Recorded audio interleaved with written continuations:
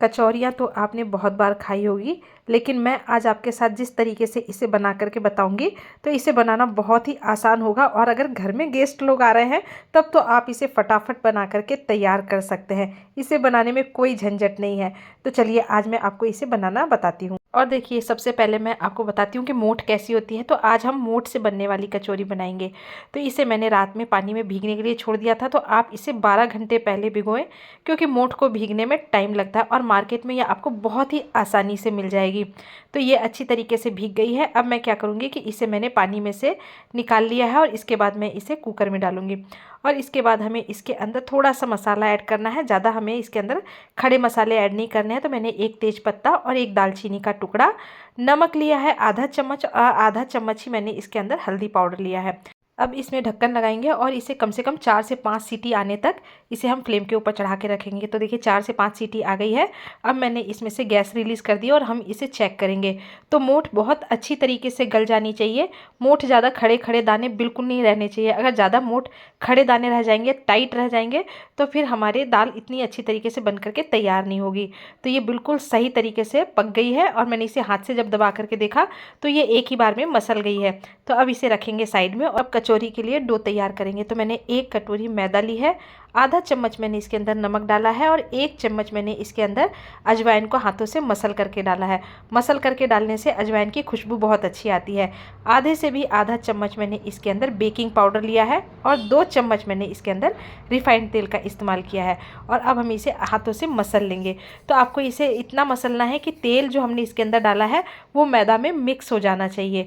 तो देखिए बिल्कुल अच्छी तरीके से मैंने इसे मसल लिया है और इस तरीके से जब आप इसकी मुट्ठी बांधेंगे तो ये मुट्ठी में बंध जाना चाहिए। तो इससे हमें पता चलेगा कि मैदा और तेल आपस में मिक्स हो गए हैं और ये बिल्कुल परफेक्ट मेजरमेंट है कचौड़ी बनाने का। अब मैं इसके अंदर थोड़ा थोड़ा पानी डाल करके और इसका अच्छा सा नरम सा डो बना करके तैयार करूँगी। हमें इसका ज़्यादा सख्त डो बिल्कुल भी बना करके नहीं तैयार करना है। आपको इतना नरम बनाना है, यानी कि थोड़ा सा रोटी के आटे से सख्त और पूड़ी के आटे से नरम। तो अब आप समझ गए होंगे कि कैसा डो आपको बना करके तैयार करना है। अब इसे मैं क्या करूँगी कि हल्का सा तेल लगा करके और इसे कवर करके हमें 10 मिनट रेस्ट पर रखना है, ताकि ये अच्छी तरीके से और नरम हो जाए। तो मैं इसे अब कवर करके रख देती हूँ साइड में और हम कर लेते हैं आगे की तैयारी। तो अब मैं बनाऊंगी मोठ। तो देखिए मोठ बनाने के लिए हमें क्या करना है कि कुछ मसाले लेने हैं। तो सबसे पहले मैंने जो ये तीखी वाली लाल मिर्च होती है, जो कलर में भी अच्छी रहे और तीखी भी रहे, 1 चम्मच मैंने मिर्च ली है, 1 चम्मच मैंने हल्दी पाउडर लिया है, 2 चम्मच भर करके मैंने धनिया पाउडर लिया है, 1 चम्मच अमचूर का पाउडर लिया है, 1 चम्मच गरम मसाला लिया है और साथ में 1 चम्मच ही मैंने कसूरी मेथी ली है और आधा से भी आधा चम्मच मैंने इसमें हींग का पाउडर लिया है। आप हींग जितना खाते हो आप अपने टेस्ट के अकॉर्डिंग इसे ले सकते हैं। अब फ्लेम के ऊपर मैंने पैन चढ़ाया और इसके अंदर डाला है मैंने तेल।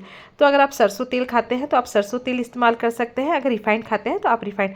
लेकिन तेल को आपको बिल्कुल हल्का सा गर्म करना है, तेल में से धुआं बिल्कुल नहीं होना चाहिए। और इसके बाद मैंने इसके अंदर डाल दिए हैं ये सारे ड्राई मसाले।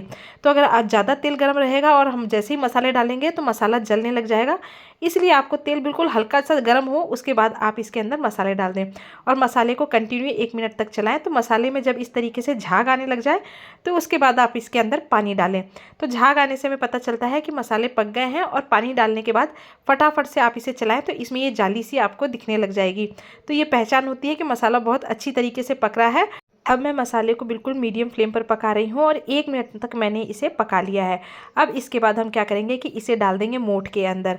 तो मैं हमेशा इसमें इसी तरीके से तड़का लगाती हूँ। इस तरीके से तड़का लगाने से क्या होता है ना कि खुशबू बहुत अच्छी बनी रहती है, मसाले बहुत अच्छी तरीके से मिक्स हो जाते हैं और प्याज और टमाटर डालने की आपको बिल्कुल भी ज़रूरत नहीं पड़ती है। अब मसाले को मैंने अच्छी तरीके से मिक्स कर दिया है और ये हमारी मोठ बन करके तैयार हो गई है। ऊपर से डाल दूंगी मैं थोड़ा सा इसमें कटा हुआ हरा धनिया और इसे रखेंगे साइड में। और अब चलते हैं डो की तरफ। तो देखिए डो बिल्कुल नरम बन करके तैयार हो गया है। अब मैं क्या करूँगी कि सारी जो लोई है उसे एक बार में ही बना करके रखूँगी। तो इससे जब मैं कचौरी बनाऊँगी तो कचौरी बेलने में मुझे बिल्कुल भी दिक्कत नहीं होगी और ना फ्राई करने में दिक्कत होगी। तो आप पहले सारी लोइयों को बना लें और इसे अच्छी तरीके से सूती कपड़े से आप इसे कवर करके रखें ताकि ये बिल्कुल भी नहीं सूखे। और मैंने आज 2 जनों के लिए बनाई है तो 2 जनों के लिए कचौरी काफ़ी रहेगी। और आपने कचौड़ियाँ तो बहुत खाई होगी, बहुत बार स्टफिंग वाली कचौरी खाई होगी जिसके अंदर मसाला भरा हुआ रहता है, लेकिन हम आज वैसी कचौरी बिल्कुल भी नहीं बनाएंगे। और दिल्ली में तो ये बहुत ही ज़्यादा फेमस है इस तरीके की कचौरी। तो देखिए अब मैंने इसके लिए क्या किया है कि सबसे पहले एक मीडियम साइज़ की पूड़ी बेल ली है। इससे बड़ी पूड़ी आपको बिल्कुल भी नहीं बेलनी है और ना ज़्यादा पतली होनी चाहिए और ना ही ज़्यादा मोटी होनी चाहिए। अब मैंने फोर्क की मदद से इसमें छेद कर दिए हैं। तो छेद कर देने से क्या होता है कि कचौड़ी आधी फूलती है और एकदम खस्ता बन करके तैयार होती है। तो देखिए अब मैंने एक कचौड़ी को बेल लिया है और तेल अच्छी तरीके से गर्म होना चाहिए, यानी कि इसमें से इतना भी गर्म नहीं होना चाहिए कि धुआं निकलने लग जाए, लेकिन हाँ तेल गर्म होना चाहिए।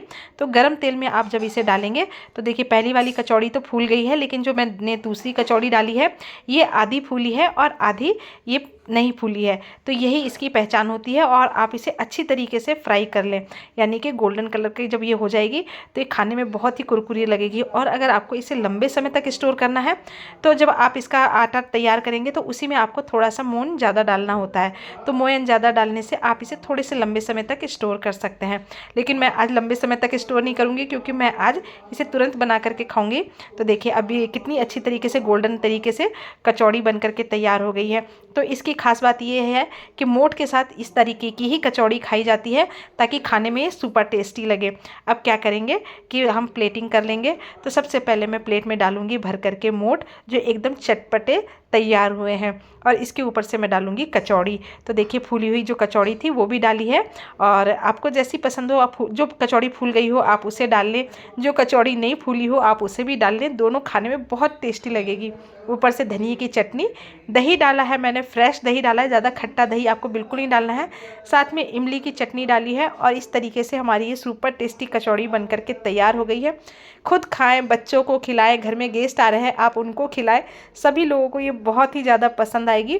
और मैं तो इसे कम से कम महीने में 1 से 2 बार तो ज़रूर बनाती हूँ। तो सोचा कि क्यों ना आपके साथ इसकी रेसिपी शेयर करूँ। अब मैं तो चली इसे इंजॉय करने। Take care, bye bye.